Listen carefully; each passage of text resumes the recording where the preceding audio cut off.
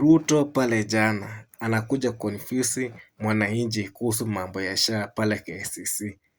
Anakuja anapigia hawa watu wakubwa wa hospitali, anawapigia simu akiwauliza vile SHA inafanya kazi.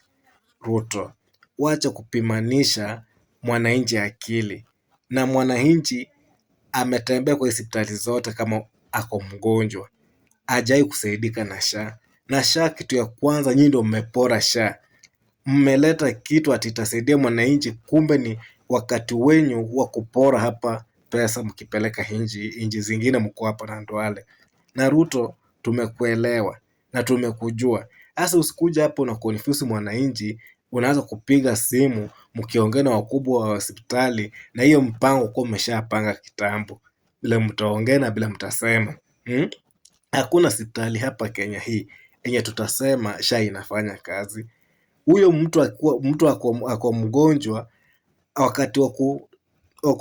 wakati wa madawa anaambiwa madawa aenda anunue huko nje, na wakati ako hospitalini anataka kutumia SHA, unapata hiyo SHA haifanyi kazi. Sasa Ruto, wacha kupimanisha Wakenya akili, na Wakenya wamesha kuchoka, na Wakenya wamejua hizi vitu unafanya zote ni porojo. Sikia vile Rigiji anaongea. Nimeona huyu Kasongo jana kwa mambo ya SHA. Anadanganya Wakenya SHA is working. Is SHA working in Laikipia?